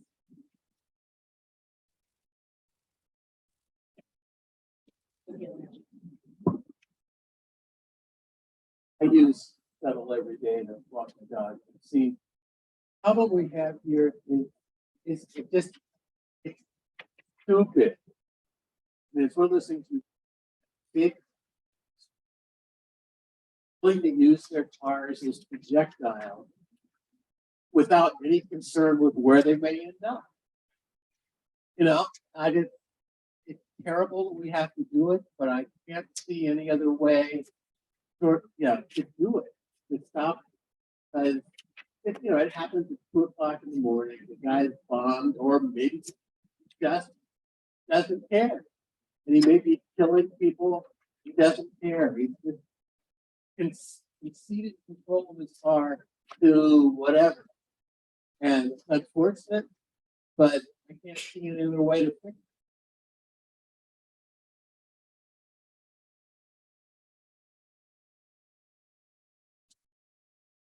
Well, I use shuttle quite a bit. Really close to my house. I'm really surprised that it's taken this long to come to blocking the street off, because my daughter was living with me. I had to walk her down to a school bus stop right at that stop sign. And the school bus would come across the bridge You come over the hill. And any car trying to go north on Settle to go up the hill. There were several times where the school bus actually hit somebody because it had such a high vehicle. It cannot see the car coming up over the hill. The times I had my daughter begin to stand there are kids walking across Settle to the school bus at that particular location. So sometimes the school bus routes Cincinnati Public Schools and that there's buses coming across Settle, which was very dangerous. There's a couple for that bus to come across that way, or they're going back the opposite way. And so you got back and forth on that street all the time. While it might be an inconvenience.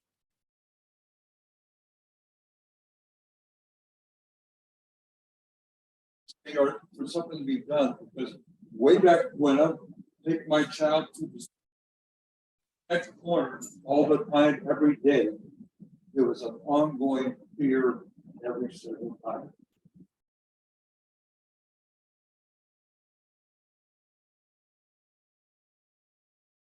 Behavior. That's all it is. It's human behavior. I live on Channel a couple of times. I told you we need to speed up. Going down my street 100 miles an hour. Street, and sometimes right in front of my house, they had to pause where they can get through. Okay, and is that Settle's not the only one that has a problem. We all got a problem with our street with speeding, so we're gonna shut them all down. They need to damage again. Otherwise, you're gonna have every. Let's shut my street down because they speed. So, some context there. I will say that like across the whole city, traffic violence is a hot button issue. So this is the time to strike. If you have those concerns about your street, please let us know. For 3 years, the speed hump program was defunded. So people would do the petitions and send it to the city and it would just disappear. And so right now, we've only had 4 streets submit petitions for Madisonville. 4. Petitions let us know. It is a huge issue. This is the time to move on this because that political willpower exists at City Hall and DOT is getting spun up real quick on how to respond to this stuff.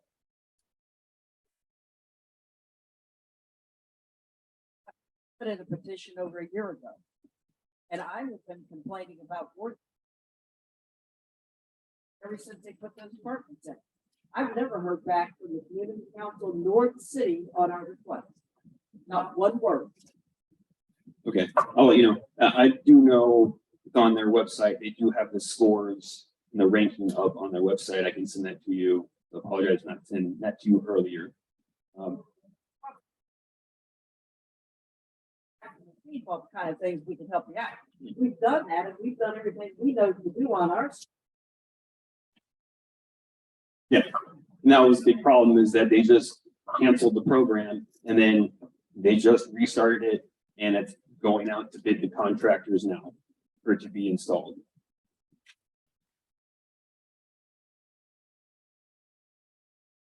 Motion to end debate and vote in favor of providing a letter of support for the proposed street closure. Okay, it's Kathleen. Listen, you second it? Okay. All right, so by show of hands, who would like to support? Yes, thank you. Robert's rule is very tricky. So I'd like to close debate and vote on the item. So all in favor of closing the motion to, and then we vote on closing. So we're voting on closing, allowing to vote on the item. By show of hands, who would like to close debate? We could vote on the item. 1, 2, 3. 17, 18. By show of hands, who would like to continue to debate and not vote on the item.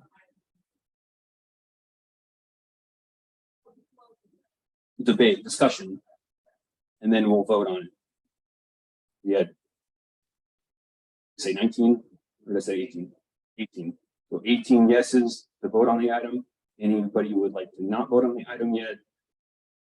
Show of hands, it's 3. Okay, by show of hands, are there any abstaining? You're good. Super cool. All right, so we will vote on the item. It was 18-3. By show of hands, who would like to write a letter of support for the closure of Settle Street at the bridge? Any yeses? It's 7, 8, 9, 10, 11, 12.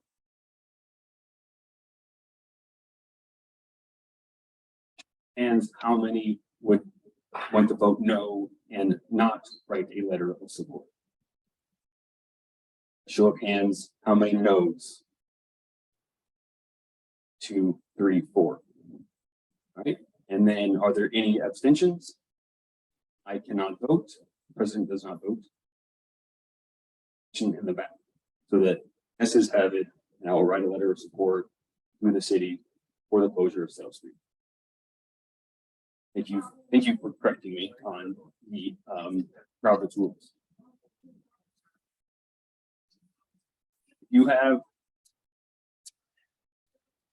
If you have, no, this is a specific response to a specific instance.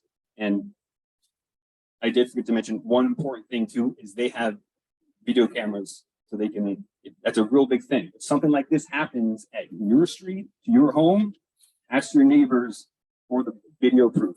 That really helps drive that point home, because this stuff has happened all over the city.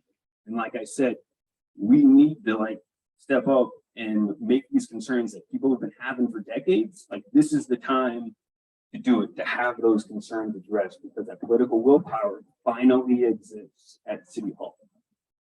Get with us and we'll let you know. We'll move on to general body announcements from members. It's general stuff.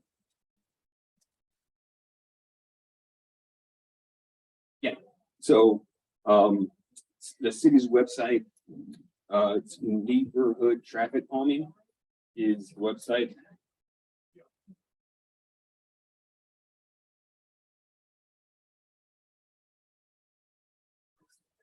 So the information on the speed humps is a website. Yeah. Neighborhood street calming Cincinnati. All right, so do we have any announcements from the body? I've got one more announcement right here. Hey everybody, my name is Jenny Miller Francis. I work for Episcopal Retirement Services.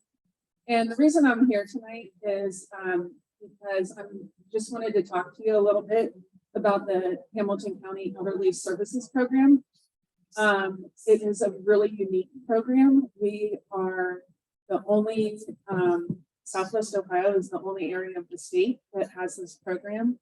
It was started to meet the needs of people, our older adults who are 60 and over, who don't qualify for Medicaid, but also can't afford to pay like 4 hours of in-home care running, like now it's around $30 an hour. So this program serves about 8,200 older adults in our county and their families. And if this program was not here, we would probably have to move to a Medicaid nursing home. So just wanted to come and talk a little bit about it and how important this program is. And we really are thankful for the Hamilton County taxpayers supporting this program for so many years, and how important it has been to our whole community. One other thing that I just wanted to mention is that it's very fiscally helpful too, because it takes about $350 per month to serve somebody on this program. As if somebody was in a nursing home, that's well over $6,000 a month for a cost for a Medicaid nursing home. Yes. It is on the ballot this year. It's issue 10.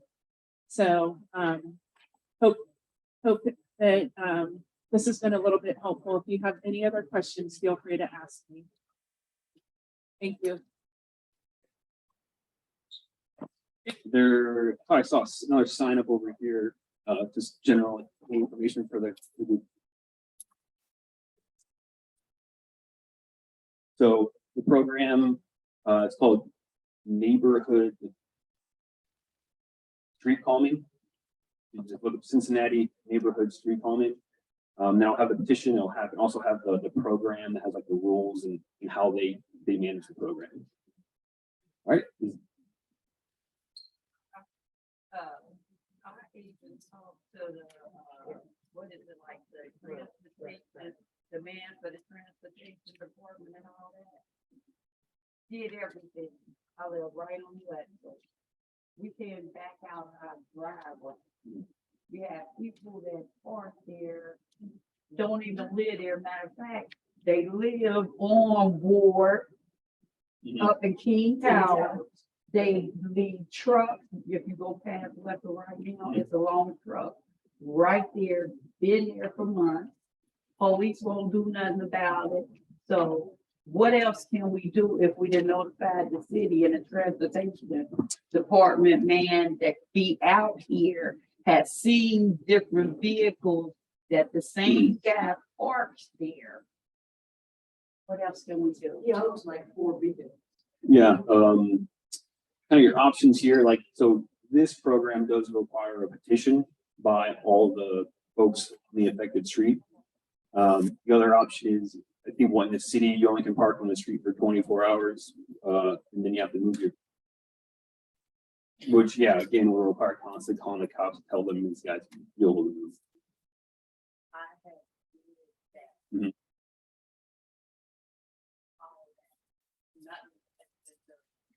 And as a matter of fact, right where I live at, the people that front of my house and along there, they get out, sit in their car, get out.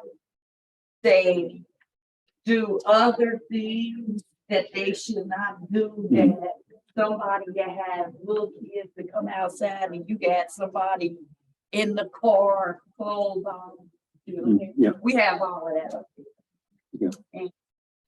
And like I said, what can all of y'all help us do? I mean, it's gonna, and that's the problem too, because the police department, District 2, they're not actively always out to patrol, and they're responding to calls. So we've got to keep drilling them in the head. That's what Officer Brown was saying earlier, is that they are basically a data-driven department. So the more complaints that there are in a certain area, the more often they're going to go over there. So it is, unfortunately, was it the greasy, the squeaky wheel? Talk to Officer Brown ourselves as well, try to get their attention there. But that's kind of the situation, unfortunately, with the police department.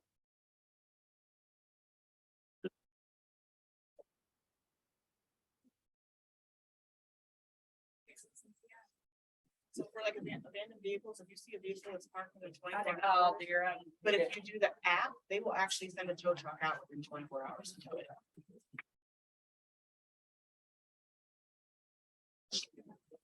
Because again, it goes back to the data, because if they keep seeing the same behavior, start sending out. Yeah, there's an app. I think now it's actually 311. I think they're changing the name to 311. Yeah, yeah. So the number would be 311. So there's a website, app on your phone, and a phone number. Yeah, that's the new number now. They're switching, so it's a lot easier to dial. That's also, like I said, website. Look at Cincinnati 311. Take the website as well. That's your preference.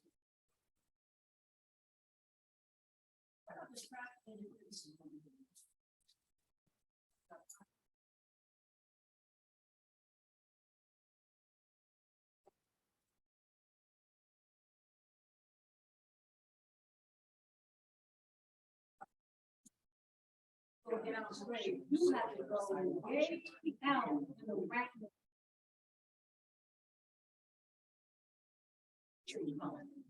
And if you stay on that corner, I was scared for my life, because in the middle of the street. So that's one lane of traffic. So people should be on that side, and that's, the project's not done yet. And that project was a request by the community council 2 years ago. And but like,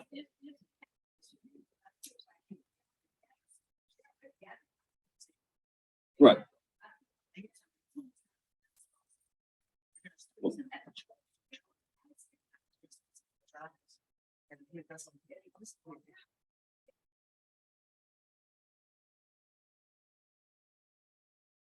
Oh, no, I've walked through it, I've biked through it, I've driven through it. And that is, right now, that's where this phase of the city is at right now, is doing stuff like that. Because signs and lights, they've been doing that for years, don't do nothing. They gotta start changing the design of the road to force people to actually drive the speed limit, to actually slowly turn.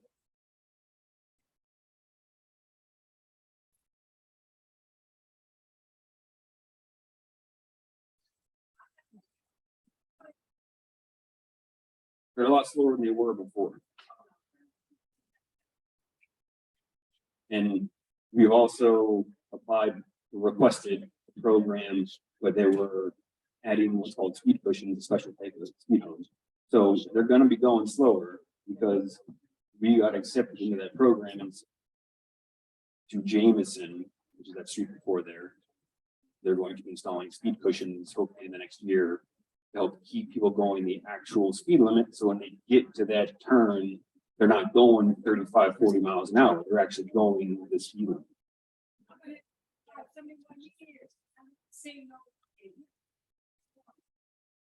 Oh, well, it's not about, that request was from the community council that led to this. It was just, we want to mark crosswalk at Blazy because there's no marked crosswalks east of Kenwood Bridge. And you've got a lot of people walking across the street because of the school, because of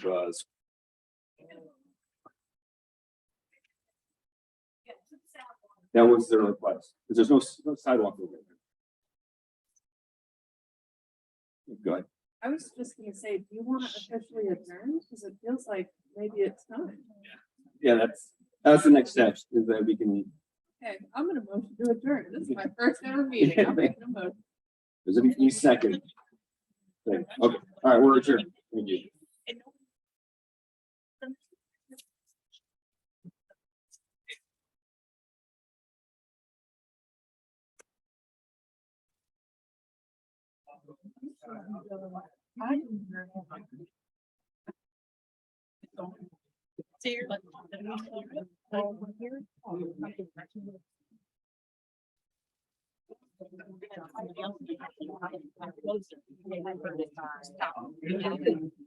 I'm still.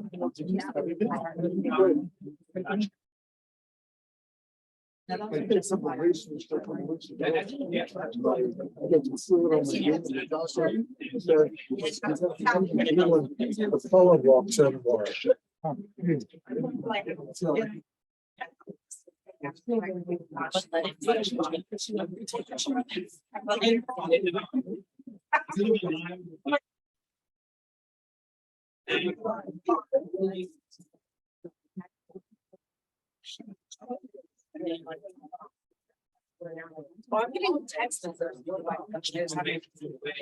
like my first week.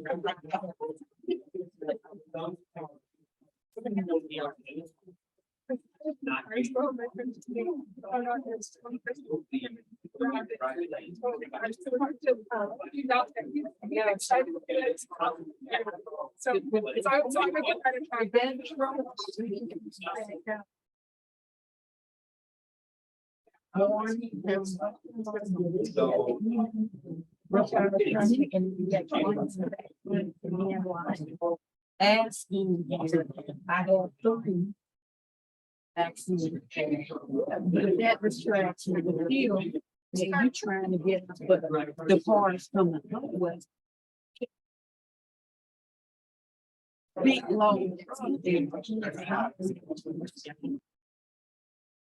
And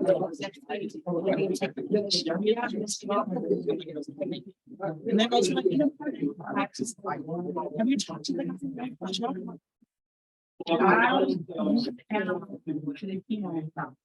Into. I went out there. We gotta go. Yeah, because they cut off the light. Well, we put the maintenance measure, so I gotta stay. No.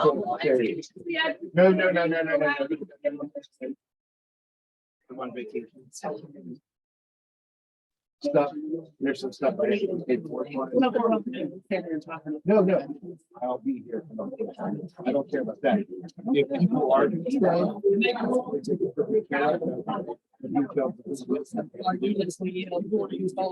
Yeah. Oh, I just. Where's the chair?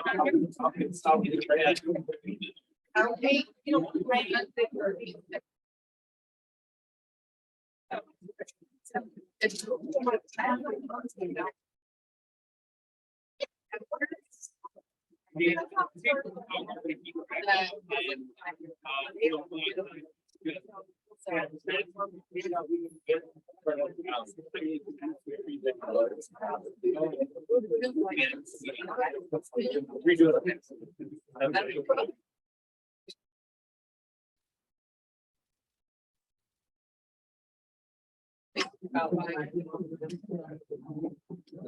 Hey, Karen. Come here for a second.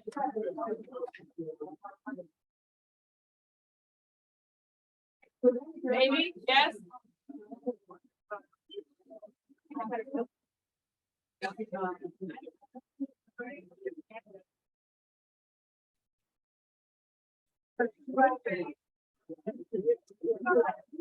Yeah.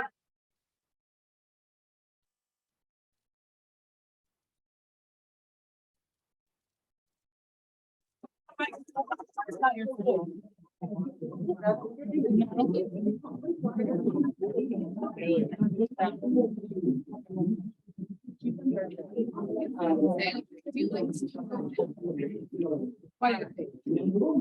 I have a little boy.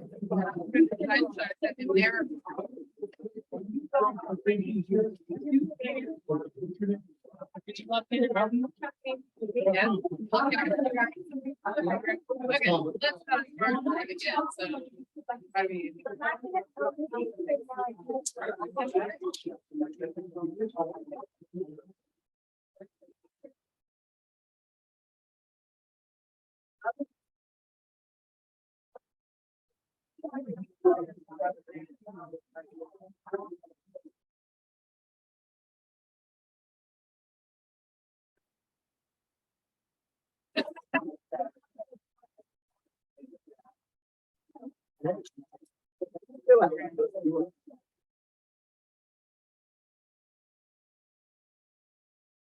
Good night.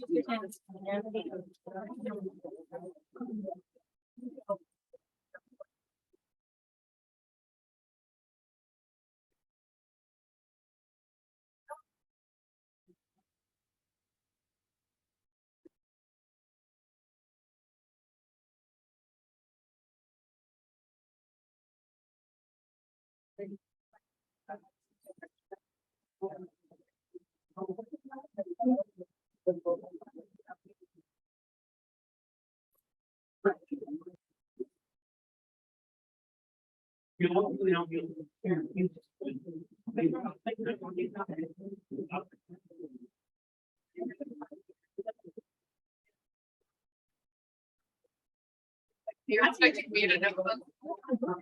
I'm thinking that way. I think she like to put it.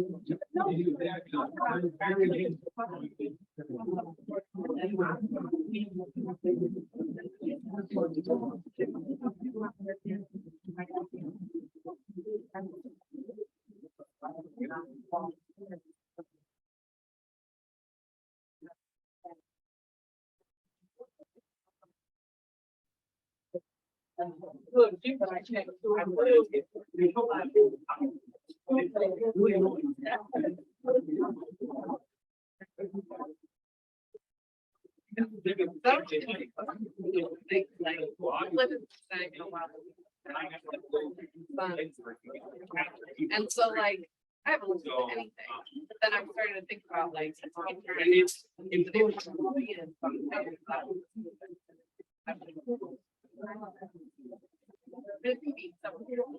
But you have to think about it when you're thinking, like, let's think we've been in our house for 3 years. We live across the street from Stony, by the way. Apparently she doesn't think it. We're there. Been there for 3 years, it's tiny, tiny, tiny house. So in another 2 years, I don't like already have to be thinking about.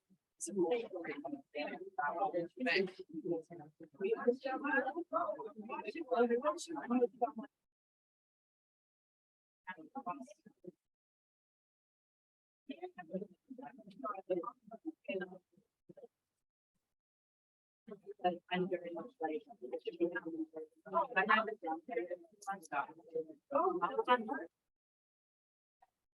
The big difference. No.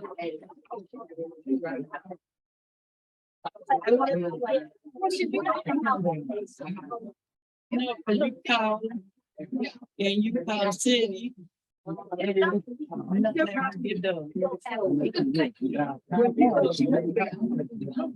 Yeah. I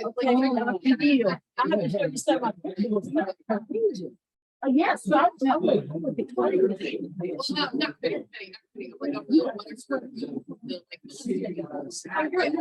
yeah. Do I want to do it? Nobody's right. The party like Yeah.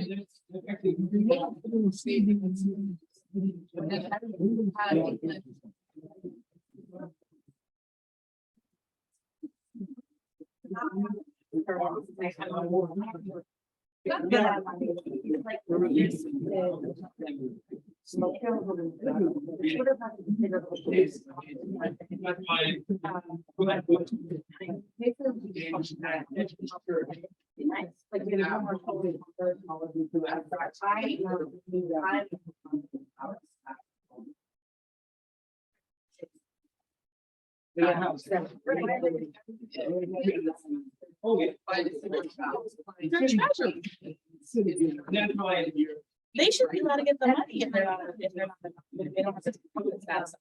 How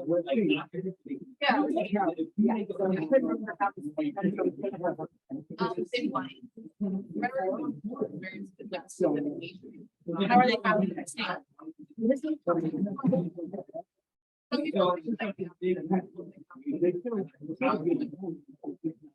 Yeah. Oh, yeah, yeah, yeah. Yes.